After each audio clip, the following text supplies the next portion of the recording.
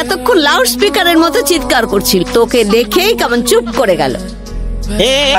নারায়ণ বাবু, যদি কেউ ওর দিকে আঙুলও তোলে, হাতও তোলে, তাহলে ও তার হাত কেটে ফেলবে। ওর স্বভাব সবসময় হাইপার থাকবে।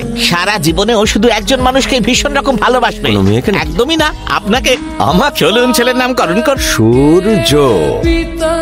By bye. সব সময় হেলমেট পরবে বাবা। এই বিকি, বল তুই কার ফ্যান? আমি সালমানের ফ্যান। সূর্য তুই বল। নারায়ণ মূর্তি আমার বাবা, আমি আমার বাবার ফ্যান। আরে তাড়াতাড়ি আনো। আনছি বাবা। দেখে শুনে চল।